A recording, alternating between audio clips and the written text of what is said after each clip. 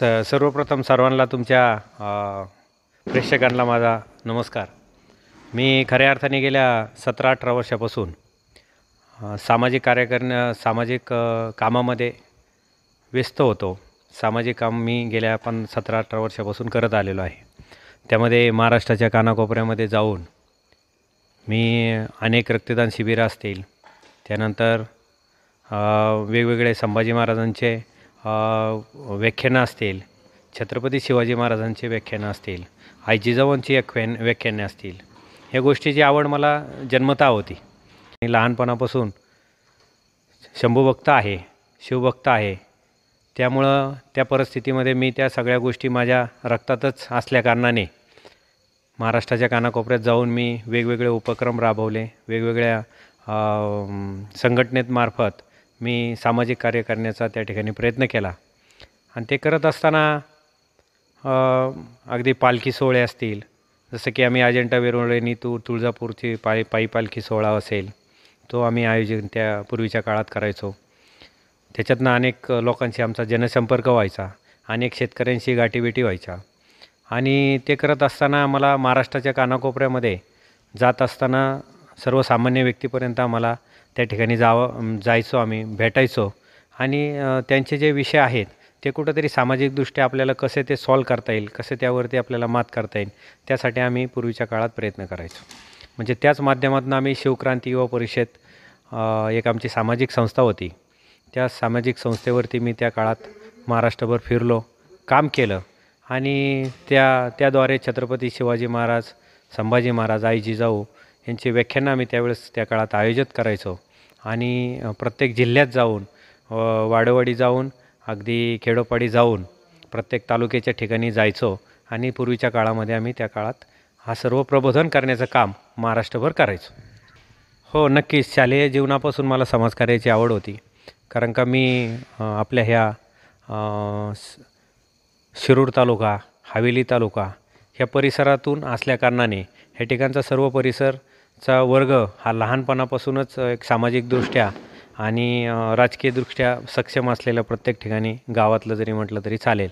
आणि अशा ह्या क्षेत्रातून मी वावरत असताना की मला ते लहानपणापासूनच त्या सामाजिक कार्याची आवड, समाजापासूनच मला त्या ठिकाणी समाजातूनच मला ते बाळकडू सामाजिक क्षेत्रातलं भेटलं. आणि मग त्याच दृष्टिकोनातून मी सामाजिक क्षेत्रामध्ये हळूहळू त्या ठिकाणी मी उतरत आलो. कारण शालेय जीवनामध्ये आमच्या शाळेमध्ये वेगवेगळे उपक्रम घेतले जायचे. आणि ते उपक्रम पाहत असताना मला त्या निमित्ताने आवड निर्माण झाली. आणि समाजासाठी काहीतरी आपलं देणं लागतं, ह्या हिशोबाने मी त्या सामाजिक क्षेत्रामध्ये त्या काळात सर, मी खऱ्या अर्थाने महाराष्ट्रभर फिरत असताना, जसं की मी तुम्हाला मगाशी सांगितल्याप्रमाणे शिवक्रांती युवा परिषद असेल, माहिती सेवा समिती असेल, भारतीय मीडिया फाउंडेशन असेल, मी ऑल इंडिया अँटी करप्शन कमिटीमध्ये व्हाईस वर्किंग प्रेसिडेंट म्हणून महाराष्ट्र राज्यावर मी काम त्या काळात पाहिलं. ते करत असताना अनेक उपक्रम मी त्या ठिकाणी राबवले. जसं तुम्हाला म्हटलं की रक्तदान शिबिर असेल, व्याख्यानं असेल, पायी पालखी सोहळे असतील, किंवा बऱ्याच ठिकाणी प्रबोधनाचे काम आम्ही करण्याचा त्यावेळेस योग आला होता. आणि ते करत असताना कुठंतरी आम्ही समाजाशी जाऊन सर्वसामान्य व्यक्तींशी आम्ही त्या ठिकाणी बसायचो, बोलायचो. आणि त्यानंतर एक सर्वसामान्यांचा प्रश्न जो असतो तो त्या ठिकाणचे लोकप्रतिनिधी निवडून येतोपर्यंत त्यांच्यासोबत सर्व कमिटमेंट किंवा आश्वासनं त्या काळात देत होते, परंतु त्या कुठंतरी फुलफिल होत नव्हत्या असं आम्हाला वाटत होतं. आणि आम्ही ज्या सामाजिक संस्थेबरोबर काम करत होतो, त्या सामाजिक संस्थेबरोबर काम करत असताना आम्ही त्या सामाजिक संस्थेकडनं कुठलंही काम कंप्लीट करू शकत नव्हतो. फक्त त्यांना एक सांत्वन देऊ शकत होतं किंवा त्याच्यावरती निदान देऊ शकत होतो. परंतु काम करण्याचं हेतू आम्ही सरकारमध्ये नव्हतो ना विरोधात होतो. म्हणजे आम्ही फक्त एक सामाजिक कार्यकर्ते म्हणून काम करत होतो. मग सामाजिक कार्यकर्ते म्हणून काम करत असताना त्यांची जे प्रॉब्लेम आहेत, समस्या आहेत, ते सोडू शकत नव्हते. मग जर राजकारणात आपण गेलो तर निश्चितच राजकारणात गेल्यावर तर एकतर आपण सत्तेत असू किंवा विरोधात असू. कुठंतरी एक असल्यानंतर विरोधात असेल तर आपण त्यांच्याविषयी आवाज आपण उचलू शकतो सत्तेतल्या पक्षासमोर. किंवा जर सत्तेतल्या पक्षात जर आपण काम केलं तर त्या ठिकाणी आपण त्यांची कामे करू शकतो. ह्या दृष्टिकोनातनं राजकारणात वळावं असं मला 2014-15च्या आसपास भासलं. आणि मग त्याच्यानंतर मला असं वाटलं की चला आपण राजकीयदृष्ट्या जाऊ. आणि राजकीयदृष्ट्या सामाजिक क्षेत्रात आपलं काम चालूच आहे, 17-18 वर्षापासून आपण ते करतच आलो आहे. परंतु त्याला कुठंतरी राजकीय मोड असला तर निश्चितच त्या राजकारणाच्या माध्यमातून आपण ते लोकांची कामं हे चांगल्या पद्धतीने आपण करू शकतो किंवा एकतर विरोध म्हणून वाजवू शकतो किंवा सत्यता असेल तर ते करण्यासाठी आपल्या सत्तेचे जे प्रतिनिधी असेल त्यांना ते करण्यासाठी भाग पाडू शकतो, असं मला कुठंतरी त्याच्यामध्ये भासलं. म्हणून मी राजकारणाकडं त्या ठिकाणी वळण्याचा दृष्टिकोन विचार केला आणि मग मी राजकारणामध्ये त्यावेळेस मी 2015 साली राजकारणामध्ये मी प्रवेश केला. न्यायालयीन कामकाजाचं म्हणत असाल तर मी तसं पाहायला गेलं तर मी मगाशी तुम्हाला सांगायचं राहून गेलं की मी एक सर्वसामान्य कुटुंबातून आहे, एक शेतकरी कुटुंबातून आहे. माझे वडील हे लहानपणापासून शेती करत होते आणि ते करत असताना एक सर्वसामान्य एक मजदूर म्हणून त्यांनी पाटबंधारे खात्यामध्ये काम केलं. म्हणजे ज्यावेळेस त्यांची रिटायरमेंट झाली त्यावेळेस 10-11 हजाराच्या आसपास मानधन त्यांचं असेल, मे बी 2010-11 साली.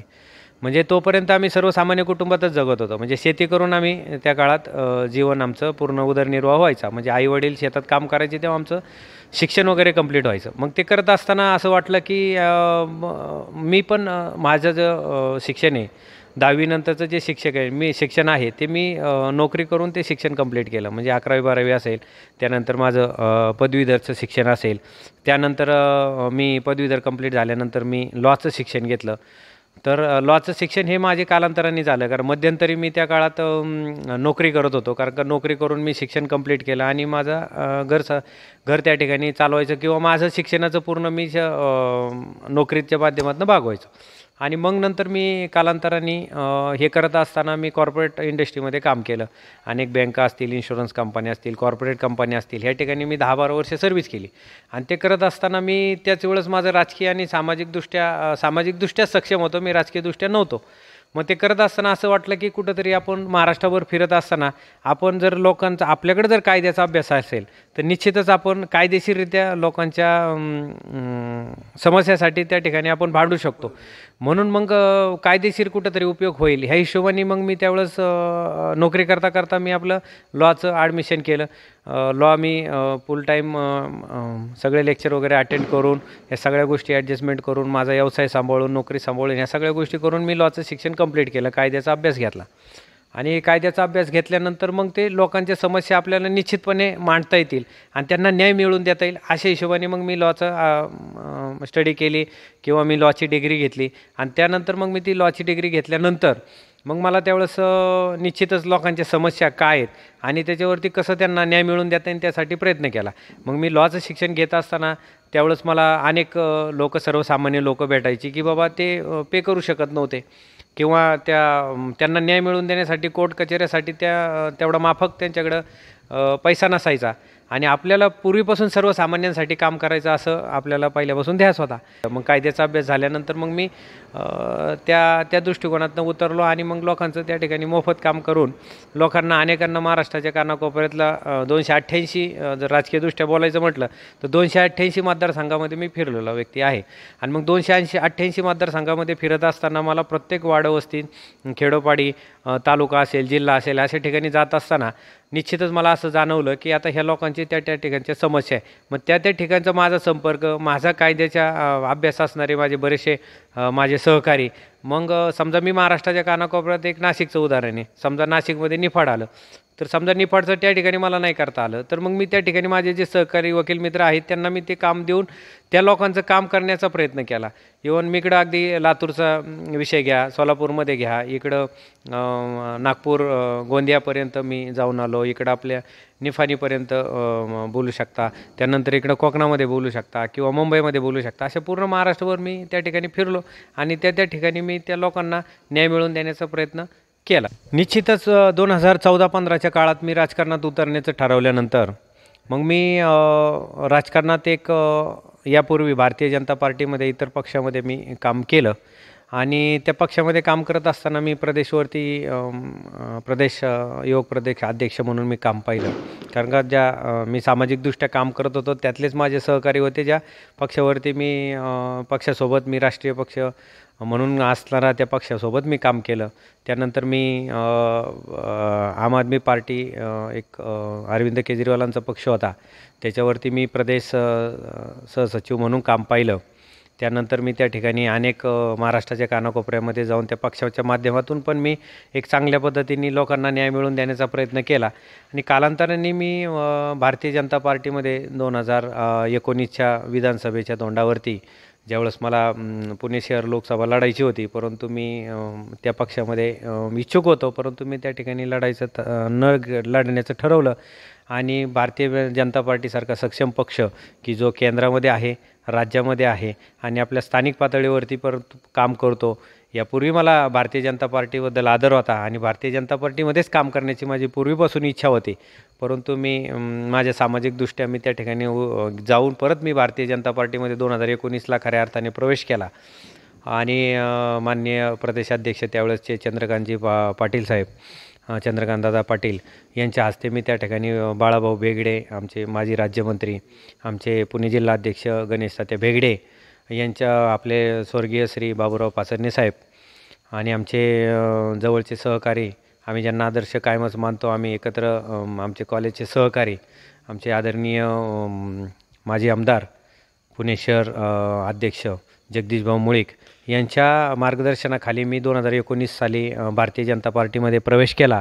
निश्चितच मी तुम्हाला सांगितल्याप्रमाणे 2019 साली त्यावेळेस स्टार्टला एक कार्यकर्ता म्हणून मी भारतीय जनता पार्टीमध्ये काम करत होतो. कार्यकर्ता म्हणून काम करत असताना त्याच काळात नुकताच कोविड आला होता आणि मला पूर्वीपासून एक सामाजिक कार्य करण्याची आवड होती.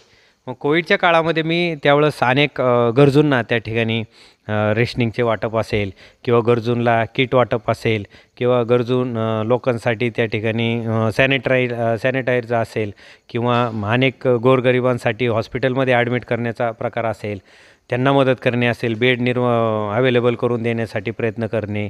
त्याच्यानंतर अनेक ग्रामपंचायतमध्ये त्या ठिकाणी कामगार महिला किंवा अनेक ग्रामपंचायतला कामगार असणारा वर्ग होता, त्या ठिकाणी त्यांना जाऊन रेशनिंगचं किट वगैरे हे सगळे बराच प्रकार मी त्या काळात करत आलो. त्याच मोमेंटला मी 2019 नंतर ज्यावेळेस कोविड आला होता तर त्यावेळेस मी सर्वसामान्यांसाठी लाईट बिल माफ करावा म्हणून मी त्यावेळेस आवाज उचलणारा पहिला व्यक्ती होतो.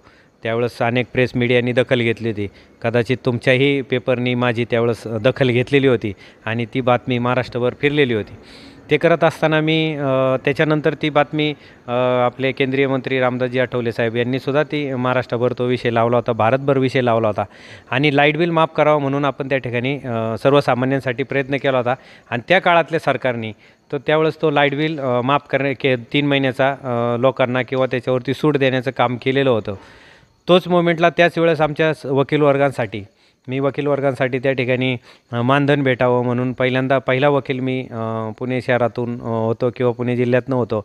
महाराष्ट्रभर सर्व वकिलांना त्या ठिकाणी न्याय मिळवून द्यावा, त्यांना मानधन द्यावं ही एक मागणी मी त्या काळात लावून धरली होती आणि असे वेगवेगळे उपक्रम मी त्या काळात कोविडच्या काळात केले. सर्वसामान्यांना मदत करण्याचं काम भारतीय जनता पार्टीच्या माध्यमातून मी त्या काळात केलं. मग ते करत असताना मी पक्षाने माझी त्यावेळेस दखल घेतली आणि पक्षाने मला वकिलांसाठी काहीतरी करणारा एक व्यक्ती म्हणून, एक कार्यकर्ता म्हणून भारतीय जनता पार्टीने मला पहिल्यांदा जिल्हा संयोजक, जिल्हाध्यक्ष म्हणून पुणे जिल्ह्याची मला ग्रामीणची जबाबदारी भारतीय जनता पार्टीने दिली आणि त्यावेळेस दिली म्हणजे त्यावेळेस स्वर्गीय गिरीशभाऊ बापट साहेब खासदार होते. आमच्या स्वर्गीय भाऊ गिरीश बापट यांनी मला त्यांच्या हस्ते त्या ठिकाणी आमचे माजी राज्यमंत्री बाळाभाऊ बेगडे, आमचे पुणे जिल्हा अध्यक्ष गणेश तात्या बेगडे किंवा आमचे स्वर्गीय बाबूराव पाचरणे साहेब किंवा येऊन आमचे माझे मार्गदर्शक माजी आमदार पुणे शहर माजी अध्यक्ष जगदीशभाऊ मुळीक यांच्या सर्वांच्या प्रयत्नांनी मला त्या ठिकाणी पुणे जिल्हा अध्यक्षपदाचं त्या ठिकाणी जबाबदारी सोपवण्यात आली. पक्षाचं संघटन वाढवण्याचा त्या ठिकाणी प्रयत्न केला. प्रत्येक तालुका अध्यक्षाशी संपर्क करून त्या ठिकाणच्या संघटन वाढवण्याचा मी त्या ठिकाणी हातोनात प्रयत्न केला. त्यानंतर मग मी भारतीय जनता पार्टीने ही माझी सर्व दखल घेतली आणि त्याच दरम्यान मला भारतीय जनता पार्टीने स्वच्छ भारत अभियानच्यावरती स्वच्छ भारत अभियान आपण पूर्ण महाराष्ट्रभर राबवत होतो. त्यावेळेस बेटी बचाओ बेटी पढाओ असे वेगवेगळे अभियान केंद्र सरकारकडनं राबवण्याचा प्रयत्न महाराष्ट्राच्या कानाकोपऱ्यामध्ये चालला असताना त्यावेळेस मला भारतीय जनता पार्टीने आमचे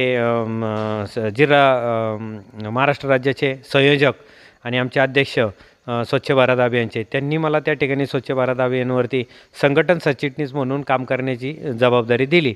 आणि मग ते करत असताना मी गेल्या 1-1.5 वर्षापासून मला तीही जबाबदारी मला संघटन सरचिटणीस म्हणून पक्षांच्या वतीने देण्यात आली. मग त्याच्या माध्यमातून मी महाराष्ट्राच्या कानाकोपऱ्यात परत एकदा फिरण्याचा प्रयत्न केला. महाराष्ट्राच्या कानाकोपऱ्यात माझा जो जुना अनुभव, माझा जो जुना सामाजिक कार्याचा अनुभव, तो सगळा मी त्या ठिकाणी महाराष्ट्राच्या कानाकोपऱ्यात लावण्याचा प्रयत्न केला. आणि त्या ठिकाणी अनेक पंचायत समिती असेल, अनेक जिल्हा परिषद गट असतील, अनेक विधानसभा गट असतील किंवा लोकसभा गट असतील, या सर्व ठिकाणी जाऊन स्वच्छताचे कार्यक्रम मी त्या ठिकाणी घेतले. आणि पूर्ण महाराष्ट्रामध्ये स्वच्छता अभियान पोचवण्याचं काम केलं किंवा स्वच्छतेचं काम महाराष्ट्रभर करण्याची जनजागृती मी स्वच्छ भारत अभियानच्या माध्यमातून केली. ते करत असताना निश्चितच मला रिसेंटली आता 1-2 महिन्यापूर्वी जूनच्या आसपास भारतीय जनता पार्टीने प्रदेश कार्यकारिणीने माझी त्या ठिकाणी 3 वर्षाची दखल घेतली. आणि एवढं सगळं 3 वर्षाचं माझं काम एक कार्यकर्ता म्हणून मी महाराष्ट्राच्या पुणे जिल्ह्याच्या कानाकोपऱ्यात पोचलो. त्यानंतर मी स्वच्छ भारत अभियानच्या माध्यमातून महाराष्ट्रभर पोचलो. ही निश्चित मला पक्षांनी कुठंतरी एक लेखाजोखाचा त्या ठिकाणी आढावा म्हणतो. जसं भारतीय जनता पार्टीचं काम हे असं असतं की प्रत्येक कार्यकर्त्यावर लक्ष असतं, प्रत्येक सर्वसामान्य कार्यकर्त्याचं भारतीय जनता पार्टीचं लक्ष असतं. आणि त्या कार्यकर्ता काम कसं करतो, काय करतो, त्याची कॅपॅसिटी किती आणि तो भविष्यामध्ये कशा पद्धतीने एक राजकारणामध्ये मुसंडी घेऊ शकतो, असा कुठंतरी एक अभ्यास भारतीय जनता पार्टीमध्ये केला जातो, असं मला ह्या माझ्या प्रवासानंतर निश्चितच वाटतं. आणि त्यावेळेस कुठंतरी पक्षांनी माझी दखल घेतली आणि आमचे माननीय प्रदेशाध्यक्ष, माजी मंत्री आमचे चंद्रशेखर बावनकुळे साहेब यांनी हे आमचे भारतीय जनता पार्टीचे प्रदेशाध्यक्ष म्हणून आता सध्या कार्यरत आहेत, की साहेबांनी माझी त्या ठिकाणी दखल घेतली. त्यांच्यासोबत पूर्ण भारतीय जनता पार्टीने माझी दखल घेतली आणि मला भारतीय जनता पार्टीमध्ये राज्यावरती, प्रदेशावरती, कोर कमिटीमध्ये, आमच्या भारतीय जनता पार्टीच्या फादर बॉडीमध्ये मला महाराष्ट्र राज्याचा प्रदेश निमंत्रित सदस्य म्हणून त्या ठिकाणी मला नवीन जबाबदारी पक्षांनी माझ्यावरती सोपवली.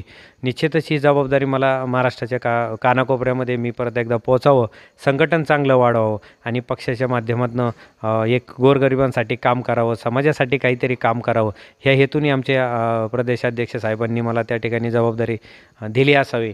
आणि निश्चितच मी त्या जबाबदारीला न्याय मिळवून देण्याचं काम, जसं मी 3 वर्षात जिल्हाध्यक्ष म्हणून काम पाहिलं, सरचिटणीस म्हणून स्वच्छ भारतवरती काम पाहिलं, त्याच याच्यातून माझ्या दृष्टिकोनातनं मी जिल्हाभर फिरलो, तसं महाराष्ट्रभर फिरून निश्चितच मी त्या ठिकाणी काम करेन, अशा हिशोबाने मी त्या ठिकाणी कार्यरत राहणार आहे. आणि त्या पदाला मी निश्चितच जसा त्यावेळेस न्याय मिळवून दिला तसा ह्याही पदाला मी निश्चित न्याय मिळवून देईन, असं मला ह्या ठिकाणी मला सांगावंसं वाटतं. निश्चितच माझी भावना अशी आहे की भारतीय जनता पार्टी हा पक्ष सर्वसामान्यांचा पक्ष आहे, की मी एक सर्वसामान्य कुटुंबातला व्यक्ती आहे, एक शेतकऱ्याचा मुलगा आहे. आणि हा शेतकऱ्याचा मुलगा एक सर्वसामान्य गावातला, की ज्याला राजकीय पार्श्वभूमी काहीच नसताना, की निश्चितच हा सर्वसामान्यांना न्याय मिळवून देणारा पक्ष आहे. एक गोरगरिबाच्या कुटुंबातल्या व्यक्तीला चांगल्या पदावरती नेऊन बसवणारा हा पक्ष आणि एक शेतकऱ्याच्या मुलाला एक चांगल्या लेवलला नेऊन ठेवणारा पक्ष आहे. कारण का ह्या पक्षामध्ये कुठली घराणेशाही चालत नाही, ह्या पक्षामध्ये कुठलाही राजकीय वंशज व्यक्ती चालत नाही, किंवा ह्या पक्षामध्ये कुठलाही श्रीमंतीचा आवक असणारा व्यक्ती ह्या ठिकाणी चालत नाही. निश्चितच जो कार्यकर्ता काम करतो, संघटनेसाठी काम करतो, समाजासाठी काम करतो, महिलांसाठी काम करतो, युवांसाठी काम करतो आणि सर्वसामान्यांसाठी काम करतो, अशा व्यक्तीला ह्या भारतीय जनता पार्टीमध्ये निश्चित न्याय मिळतो आणि तो मिळतोच. हा अनुभव मला गेल्या 3 वर्षामध्ये आला. कारण का एक सर्वसामान्यांचा मुलगा जर प्रदेश लेवलला प्रदेश निमंत्रित सदस्य होऊ शकतो, निश्चित माझ्यासाठी खूप मोठी भाग्याची गोष्ट आहे आणि माझ्यासाठी खूप मोठी गोष्ट आहे. कारण का मी ज्या लेवलला होतो किंवा ज्या कुटुंबात वावरलो, त्या कुटुंबातला व्यक्ती आजपर्यंत ह्या पदावरती कुठल्याच व्यक्ती त्या ठिकाणी ह्या लेवलला काम पाहिलेलं नाही. म्हणून मला निश्चित गर्व वाटतो. जाऊन माझ्याबद्दल न सांगण्यापेक्षा हे सर्वसामान्यांबद्दल सांगणं हे निश्चित मला आवडेल. वाघोली बुलेटिन न्यूजला आणि शुभेच्छा देतो आणि तुमच्या सर्व प्रेक्षकांना मी मनापासून मी शुभेच्छा देतो. आणि मी माझ्या भारतीय जनता पार्टीकडनं, आमच्या स्वच्छ भारत अभियानकडनं, आमच्या पुणे जिल्हा PDCवरती मी सल्लागार म्हणून काम करत आहे. पुणे जिल्ह्याच्या आपल्या PDCच्या बँकेच्या वतीने आणि आमच्या भारतीय जनता पार्टी प्रदेश कमिटीच्या वतीने मी परत एकदा तुमच्या सर्व प्रेक्षकांना मनपूर्वक शुभेच्छा देतो आणि धन्यवाद.